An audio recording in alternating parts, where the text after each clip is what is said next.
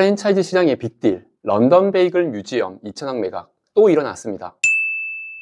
안녕하세요, 장백TV입니다. 오늘은 프랜차이즈 시장에 오랜만에 또 큰 빅딜이 일어났습니다. 바로 런던 베이글 뮤지엄 2천억의 매각. 런던 베이글 뮤지엄 잘 아시는 분도 계신데 생각보다 모르는 분들도 많이 계세요. 왜냐면 매장 수가 그렇게 많지 않기 때문에 그렇습니다. 그리고 런던 베이글 뮤지엄은 2천억에 매각됐으면 정말 많은 매장 수를 가졌거나 정말 오랫동안 운영을 했었어야 되는데 그렇지가 않습니다. 런던 베이글은 2021년도 9월에 1호점을 개업했더라고요. 정말 얼마 안 됐죠. 21년도면은 코로나 시기잖아요. 20년도, 21년도가 아마 코로나가 절정이었던 때 같아요. 그때는 모든 외식 시장들이 얼어붙어 있을 시기였습니다. 그런데 어떻게 그 시기에 런던 베이글 뮤지엄은 개업을 할 생각을 다 했을까요? 네, 정확한 전략이었는지는 잘 모르겠지만 런던 베이글 뮤지엄을 만든 이효정 CBO는 브랜드 전략가답게 코로나 시기에 해외에 나가지 못하는 젊은 층을 공략을 한 것 같습니다. 안국역에 1호점을 오픈할 때 분위기는 런던, 그리고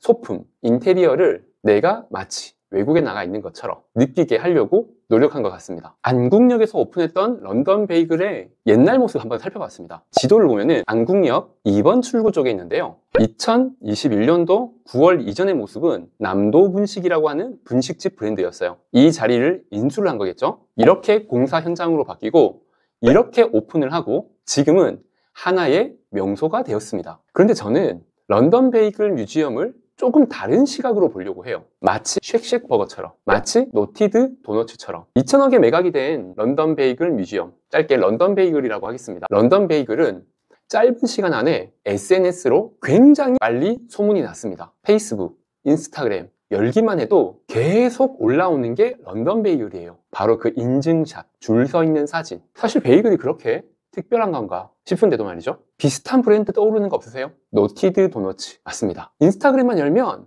10장 중에 한 장은 노티드 같았어요.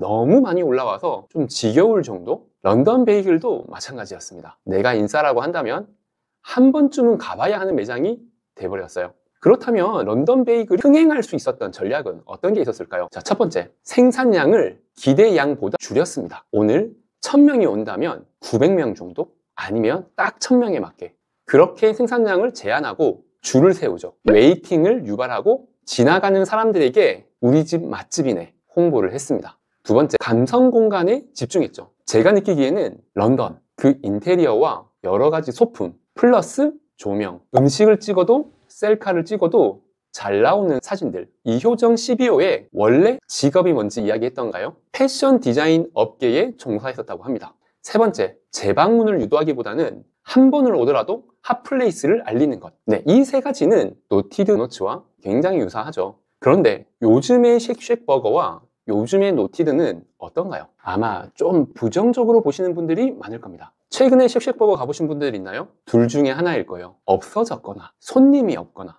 이유는 간단합니다. 그 비싼 햄버거 왜 먹으러 갔었죠? 너무 맛있으니까? 아닙니다. 우리는 그 햄버거를 먹어보지 못했었죠. 그저 미국에서 유명하다고 하니 그 이슈에 이끌려서 매장을 방문을 했고 물론 맛있습니다.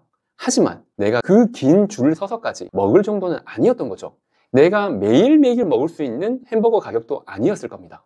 그럼에도 기를 쓰고 먹었던 이유는 인스타 시대에, SNS 시대에 한 번은 찍어서 올려야 되니까. 그런데 그 짧은 시간 동안 엄청난 인플루언서들이 휩쓸고 가고 두 번은 찾지 않는 매장이 돼버린 거죠. 노티드 도너츠 마찬가지입니다. 요즘의 노티드 도너츠 왜 더 이상은 관심이 없을까요? 일회성. 그래, 이렇게 핫플레이스는 내가 인증샷 하나 올려야지. 그 목적을 이루고 나면 다시 갈 이유가 없어지죠. 저는 런던 베이글이 좀 불안합니다. 2천억에 매각이 된 것도 너무나 대단한데 사실 그 정도의 가치인가 라고 생각하는 게 프랜차이즈 인큐베이팅이라는 저의 입장에서는 느껴지는 바입니다. 물론 성과는 어마어마했어요. 2024년도 기준 매출 796억 원, 거의 1000억 원 가까이 갔죠. 영업이익 243억 원, 굉장히 높은 수치입니다. 거의 30% 영업이익을 가지고 갔죠. 외식업에서는 영업이익 30% 가져가는 건 정말 드문 경우입니다. 롯데타워에 있는 잠실점만 하더라도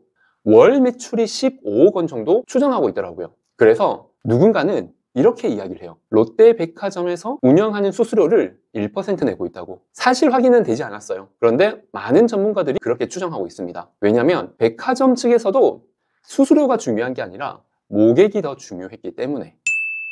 결국 사모펀드 JKL 얼마 전에 2천억의 인수 발표가 보도자료로 나왔습니다. 아직은 완벽하게 매매가 되지는 않았을 것 같아요. 보통 이렇게 큰 빅딜은 진행되는 데 시간이 좀 걸리니까요. 다시 프랜차이즈 인큐베이터의 입장에서 런던 베이글은 2천억 원의 가치가 있을까?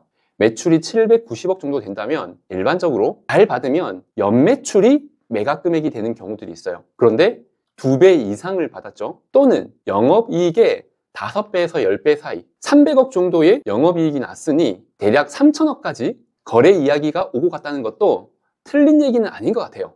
하지만 제가 생각하는 건 런던 베이글이 지금 고점은 아닐까? 과연 사모펀드가 바보는 아닐 텐데 이 유명한 브랜드 고점에서 매입한 건 아닐까? 제가 우려하는 것은 런던 베이글이라고 하는 것이 우리가 데일리로 먹고 싶을 만큼 맛이 있느냐? 아마 아닐 거는 같아요. 하지만 평타 이상 친다는 것도 굉장히 맛있는 거죠. 그렇다면은 제 생각에 런던 베이글의 이후의 전략은 역시나 공격적인 프랜차이즈가 아닐까 하고 생각이 듭니다. 사모펀드가 2천억에 샀다는 것은 최소 2,500억 이상 3천억, 4천억에 팔 계획이라는 거죠. 그런데 이 정도의 매출과 영업이익으로 그렇게 높은 이익을 낼 수가 있을까? 정답은 프랜차이즈밖에 없다. 또는 해외 진출. 하지만 해외 진출은 추가 투자가 많이 들어갈 수 있겠죠. 그리고 런던 베이글이라는 것이 해외에서조차 매력 포인트가 될지 그것은 의문이에요. 그래서 한국에서 프랜차이즈로 공격적인 확장이 있지 않을까. 그렇다면 충분히 추가적인 이익이 나올 수가 있을 것 같습니다. 제가 우려하는 부분은 런던 베이글도 쉑쉑버거도 노티드 도너츠도 줄 세우는 전략들은 성공적이었지만 유지할 수 있는 뒷심, 그것을 만들어낼 수 있느냐 없느냐가 장기적인 브랜드의 가치가 될 거라고 생각이 들어요. 반짝하는 브랜드가 아니라 오래가는 힘.